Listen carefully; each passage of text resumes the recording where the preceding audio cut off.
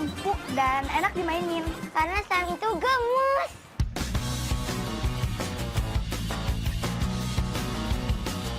Bentuknya unik, teksturnya lengket, kenyal dan elastis. Warna-warnanya lucu dan menarik. Ini dia si unik slime. Secara harfiah, slime berarti lendir. Tapi tampilannya yang tak biasa membuatnya disukai anak-anak. Ditarik, digenggam sesuka mereka.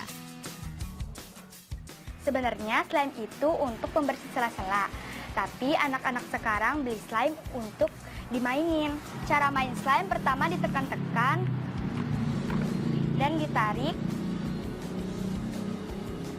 dan dibentuk sesuka hati.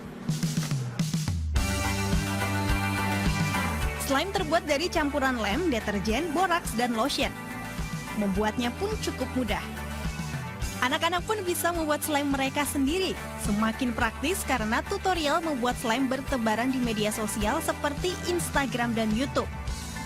Ini pastry foxy slime warna ungu. Bagus loh, stretchy, soft dan holdable. Ini dia salah satunya, Almeida Nayara Alzir yang akrab disapa Naya. Bocah kelas 3 sekolah dasar ini rutin membuat tutorial slime beragam warna dan kreasi serta mengunggahnya di media sosial. Hobinya bermain slime juga berbuah bisnis menjanjikan. Para followernya di medsos banyak yang memesan slime buatan Naya. Dalam rentang beberapa bulan, Naya dan sang Buddha dapat meraup omset hingga 25 juta rupiah. Ide berjualan slime muncul setelah Naya mengikuti bazar di sekolahnya. Dagangan perdananya, 5 mangkuk slime langsung ludes terjual. Hasilnya digunakan untuk membantu teman yang membutuhkan. Naya pulang dari ngaji itu bilang ke saya, "Mama, aku boleh nggak sedekah dengan uang hasil jualanku yang tadi yang dia dapat dari entrepreneur day itu tadi yang di sekolah?" "Untuk apa?" aku bilang kan. "Aku mau beliin jus ama dan ikro buat teman-temanku yang ada di belakang." Di TPA kemarin aku lihat ikro dan jus amanya udah pada lusuh. Sejak saat itu Naya memanfaatkan Instagram untuk berjualan slime. Dulu followersnya cuma 12. Karena udah jualan terus udah banyak orang yang tahu, jadinya sekarang jadi 90, Kak.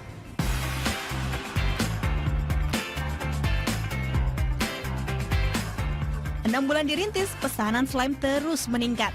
Jika sedang banyak, permintaan per hari bisa mencapai 60 paket slime ke berbagai daerah. Usaha maju, Bunda dan Naya akhirnya mempekerjakan 6 karyawan untuk membantu usaha slime mereka. Tak sampai di situ, Naya kerap bereksperimen membuat slime dengan komposisi unik.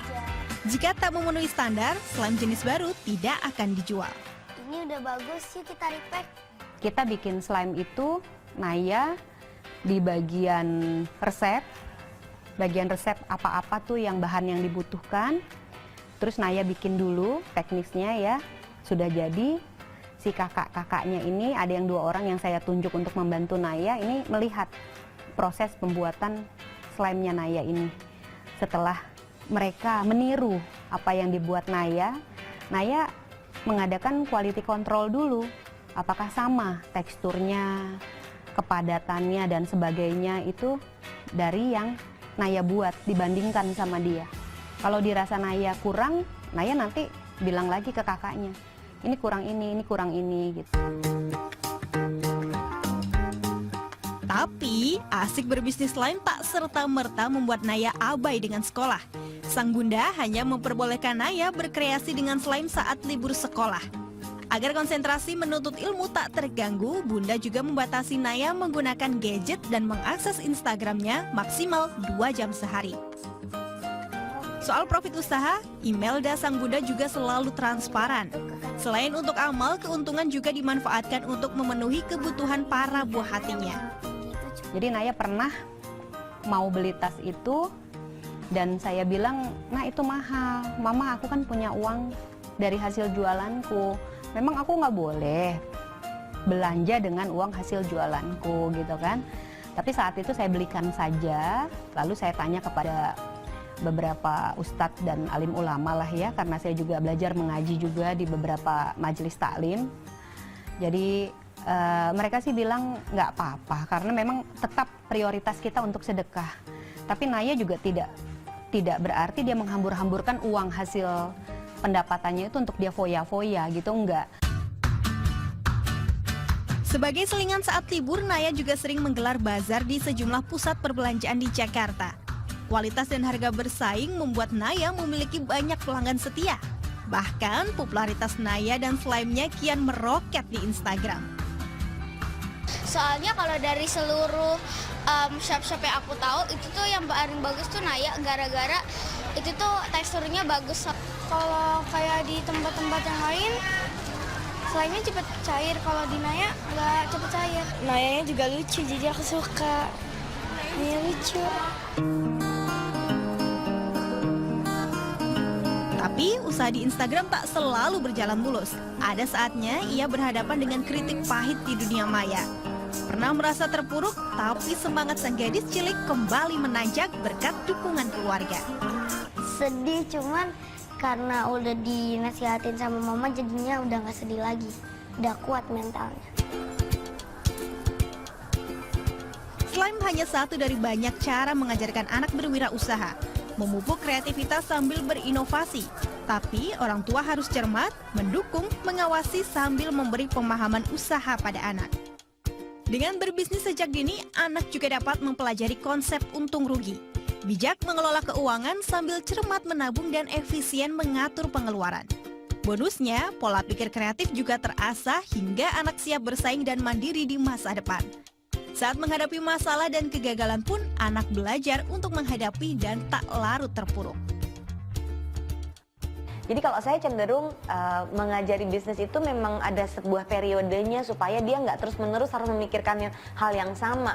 Anak itu butuh exposure yang berbeda-beda setiap harinya dan setiap saat sesuai dengan jenjang hidupnya dia. Jadi kalau saya cenderung program entrepreneurship atau belajar bisnis ini akan sangat baik kalau terintegrasi dalam program sekolah. Jadi, jika si kecil ingin menjalankan hobinya sebagai peluang bisnis, orang tua cukup memberikan dukungan dan membantu seperlunya. Berkonsultasi dengan perencana keuangan atau diskusi dengan pihak yang berkompeten di bidangnya bisa menambah referensi usaha.